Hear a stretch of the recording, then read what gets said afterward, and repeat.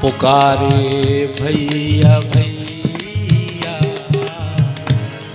आ जाओ कन्हैया, बहना पुकारे, घटाओ नहीं मुरली के बजैया, बहना पुकारे मुरली के बजैया, बहना पुकारे मुरली के बजैया। कह दिया बहन ने, खिंची जो मेरी साड़ी गई तन से साड़ी तो लोक लाज सारी। कन्हैया ने कहा नहीं बहन, मैं सारी में समाऊं वहां, क्यों? दुशासन दुराचारी न खींच सके सारी, और है प्यार का इम्तिहान। अरे तेरी साड़ी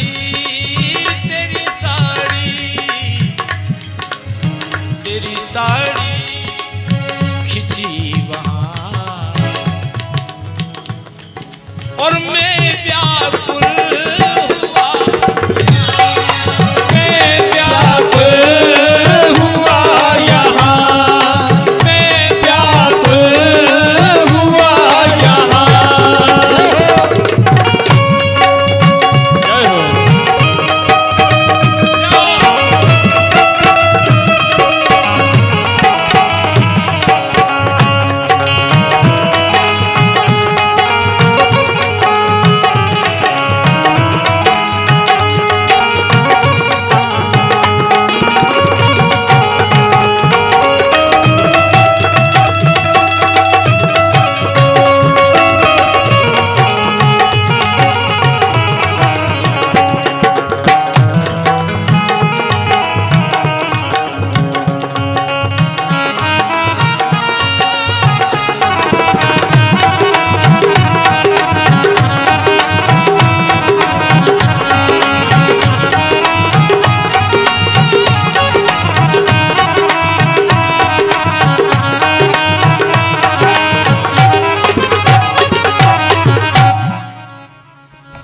बहन से कन्हैया ने पहले कह दिया।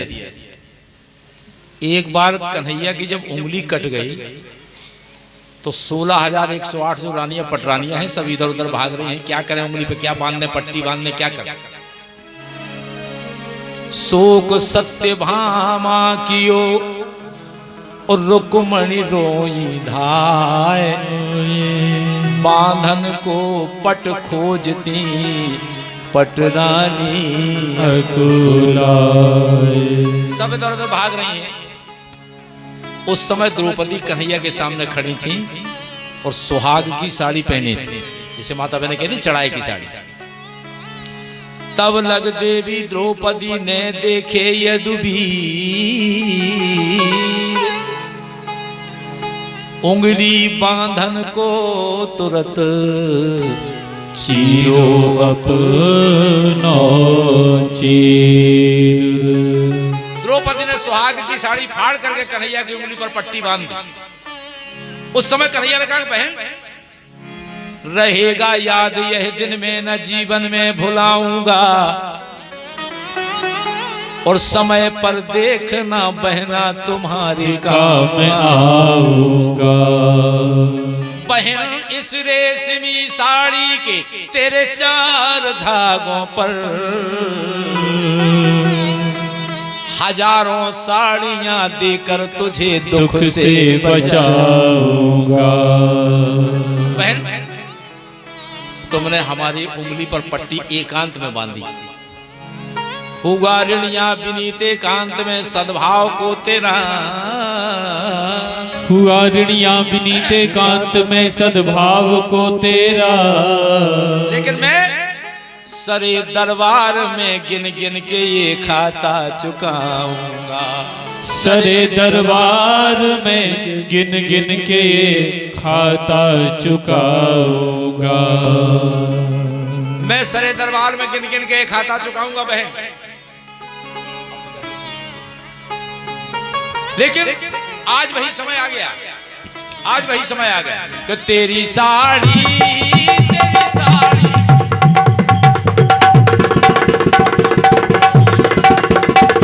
बहुत अच्छा बेटा, बहुत अच्छा।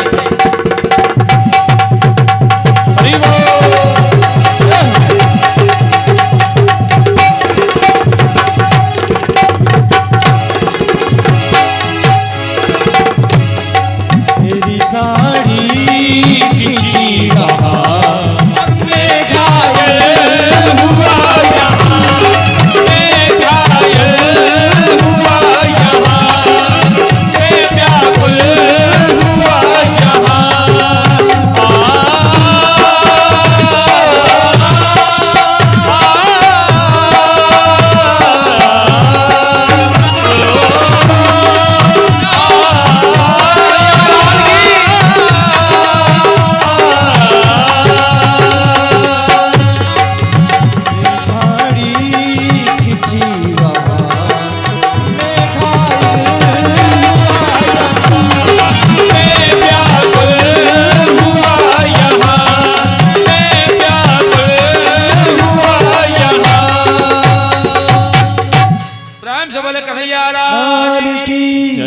द्रौपदी के भाई की जय हो। आज भीष्म पितामह जी, आप जैसा धुरंधर विद्वान पराक्रमी संत सब देखते रह गए, और आज कहते हो कि आंखों के सामने पाप होते देखना महापाप है, तो फिर आपने ये पाप क्यों किया? परम आदरणीय सूत जी महाराज कहते हैं कि हे सौनकादिक ऋषियों, जो महापुरुष अपने जीवन में कभी रोया नहीं, आज वो हिलकियां भर भर के रो रहे हैं। द्रौपदी बेटी, तुम सत्य कहते हो, मैं भैया भागा भीष्म हूं जिसकी आंखों के सामने तुम्हें निर्वस्त्र किया जा रहा था। लेकिन बेटी, तुम जानती हो कि आज मुझे बाणों की सैया पर पड़े पड़े 54 दिन हो गए। 54 दिन से मैं पड़ा हूं बाणों की सैया पर। आज मुझे अर्जुन ने इतने बाण मारे हैं कि मेरे शरीर में जितने रोम है उतने बाण लगे। आज मुझे ऐसे लग रहा है जैसे 2-2 हजार बिच्छू एक साथ डंक मार रहे हो, इतना कष्ट हो रहा। मैं चाहूं तो मर नहीं सकता, मुझे इच्छा मृत्यु का वरदान। और अर्जुन तो इंद्र का स्वरूप है, इंद्र मुझे क्या मारेगा? इंद्र मुझे क्या मार सकता? अर्जुन क्या मारेगा? फिर भी 54 दिन से बाणों की सैया पर पड़ा हूं, एक एक बूंद मेरा खून निकल चुका है बेटी, लेकिन अब मेरा शरीर शुद्ध हो गया, मेरी बुद्धि शुद्ध हो गई, क्योंकि दुर्योधन का दूषित अन्न खाने से मेरा रक्त खराब हो गया था। जैसा खाओगे अन्न वैसा होगा मन, जैसा पियोगे पानी वैसी होगी वाणी। बेटी, मुझे अपने 100 जन्मों की बात याद है कि मैंने कभी पाप नहीं किया। कन्हैया ने कहा इसीलिए तुम्हें दर्शन देने आ गए, इसीलिए तुम्हें दर्शन देने आ गए, तुमने पाप नहीं किया, लेकिन पाप होते हुए आंखों से देखा है, उसी का प्रायश्चित भोग रहे हो। बेटी, दुर्योधन का दूषित अन्न खाने से मेरी बुद्धि में विकृति आ गई। द्रौपदी ने चरण पकड़ के कहा, बाबा आपके मन को दुखाने का मेरा कोई मंतव्य नहीं था, मेरी मनसा नहीं थी, मेरी इच्छा नहीं थी। चारों तरफ से भीष्म पिता ने अपने मन को हटाया, कन्हैया की तरफ आंखों से देखकर बड़ी सुंदर स्तुति की कन्हैया की। हाथ तो जोड़ नहीं सकते हैं। भीष्म पितामह ने कहा, इतिमति रूप कल्पिता वितृष्णा भगवती सात्वत पुंगवे विभूमि स्वसुखमुपगते क्वचिदर्ह तुल्यं प्रकृति मोये शुभयद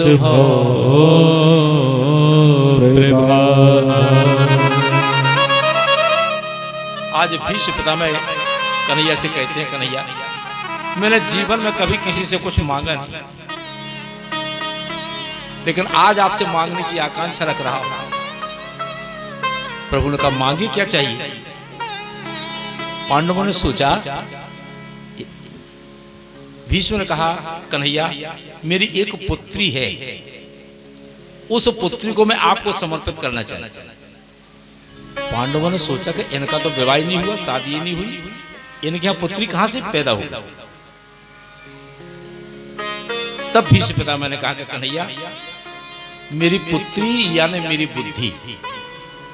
मेरी बुद्धि रूपी जो पुत्री है, उस बुद्धि रूपी पुत्री को मैं आपके चरणों में समर्पित करता हूं, आपके चरणों में, क्योंकि मैं कब भूल सकता हूं जब युद्ध में, ऐसे भयंकर युद्ध में आपने अर्जुन को गीता जैसा उपदेश दे दिया। अर्जुन तो रथ में पीछे बैठ गया, लेकिन आपके अलावा कौन गीता का उपदेश कर सकता है?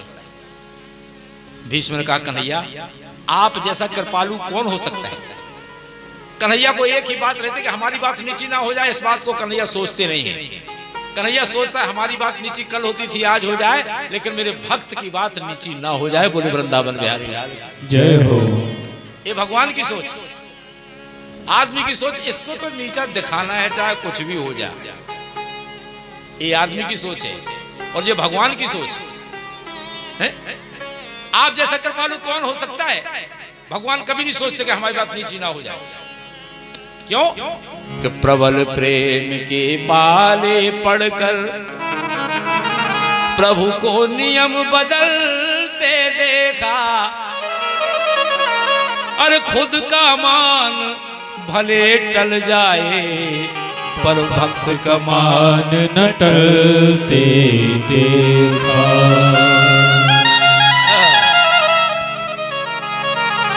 खुद का मान भले टल जाए पर भक्त का मान न टलते देखा।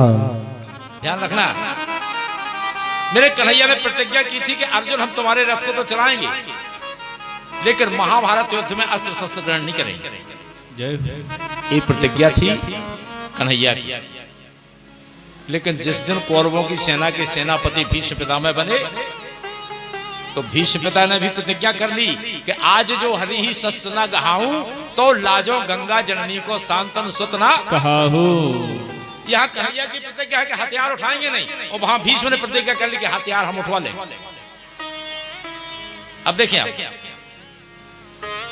ये दोनों की प्रतिज्ञा है। जब अर्जुन के सामने विराजमान कन्हैया, भीष्म पितामह ने बाणों की बौछार लगाई जब, तो अर्जुन तो खिसक के पीछे बैठ गए। कन्हैया ने कहा अर्जुन कुछ करते क्यों नहीं, लड़ो। अर्जुन बोले महाराज हमारा तो कुंडल गिरने वाला है, कवच टूटने वाला है, मुकुट गिरने वाला है। अरे भीष्म पितामह के सामने युद्ध करना आसान बात नहीं। और जब कन्हैया ने देखा कि अब तो भीष्म पितामह अर्जुन को मार ही डाले, तो एकाएक कन्हैया रथ के नीचे कूद पड़ी और टूटा हुआ रथ का पहिया उठाकर मारने के लिए दौड़े। भीष्म पितामह मारने के लिए दौड़े। भाई क्या है ना, जब भगवान की प्रतिज्ञा टूट जाएगी, भगवान की प्रतिज्ञा टूट जाएगी तो क्या होगा? सारी सृष्टि चली जाएगी, सारी सृष्टि गड़बड़ हो जाएगी अगर भगवान की प्रतिज्ञा टूट गई। लेकिन कन्हैया ने जैसे पहिया उठाया, उसी समय कन्हैया का पीताम्बर खिसक के नीचे गिर, धरती कांप गई। धरती कांप गई तो धरती को पीताम्बर समझा रहे कि देवी तुम चिंता मत करो, आज भक्त का मान रखने के लिए भगवान ने अपना प्रण तोड़ा है। बोल वृंदावन बिहारी लाल की जय हो। इसलिए तुम शांत रहो। भीष्म पितामह ने कहा कन्हैया जब तुम मारने के लिए दौड़ रहे थे तो मुझे ऐसे लगता था कि जैसे कोई शेर हाथी पर मारने के लिए दौड़ रहा था। कन्हैया आपकी वही झांकी मेरे हृदय में आकर बस जाए, विराजमान हो जाए और मेरी कोई काम नहीं। कन्हैया ने कहा पितामह अरे आपको तो इच्छु मृत्यु का वरदान है, आप तो चाहे तो हजारों वर्ष जीवित रह सकते। भीष्म ने कहा रह तो सकते हैं, लेकिन केशव अब जीने की कामना नहीं है। अगर आज मैंने मृत्यु को त्याग दिया या छोड़ दी तो अब मुझे ऐसी सुंदर मृत्यु कभी मिलेगी नहीं, कभी नहीं मिल सकती। क्यों? कि देहांत काले तुम सामने हो, मुरली बजाते मन को लुभाते, यह गीत गाकर मैं तननाथ त्यागूं, गोविंद दामोदर माधवेटी, गोविंद दामोदर माधवेटी। कन्हैया संसार का प्रत्येक व्यक्ति यही चाहता है इतना तो करना स्वामी, जब प्राण तन से निकले। हे भगवान इतनी कृपा करना, जब प्राण निकलने का समय आ जाए तो गोविंद नाम लेकर,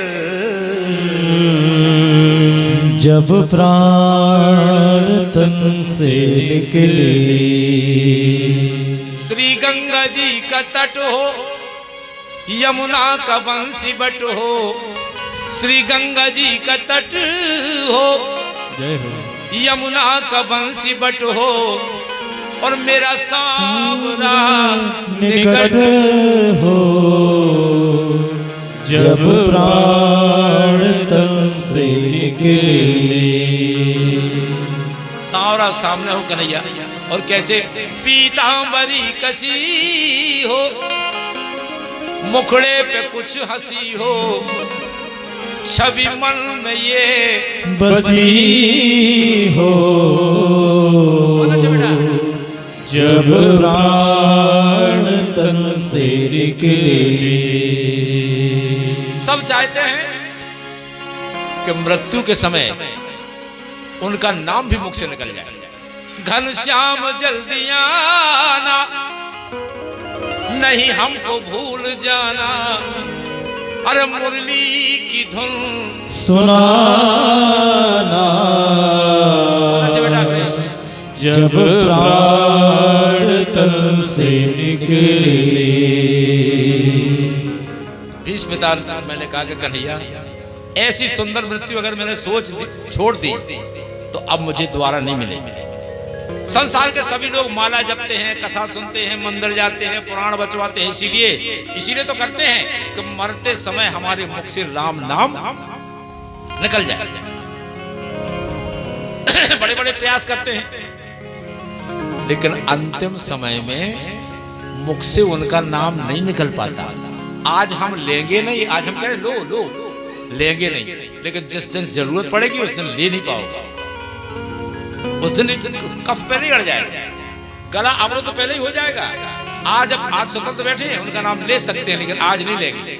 जिस दिन जरूरत पड़ेगी उस दिन ले नहीं पाओगे। क्यों? जन्म जन्म मुनि जतन करा, जन्म जन्म मुनि जतन कराई, जन्म जन्म मुनि जतन कराई, और अंतराम कहे आवत नाम। ओ जन्म जन्म मुनि जतन कराई, अंतराम कहे आवत नाही, अंतराम कहे आवत नाही।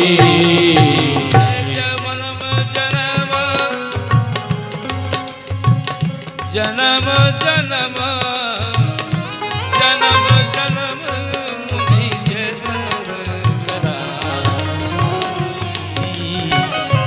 अंतराम कहे आवत नाम।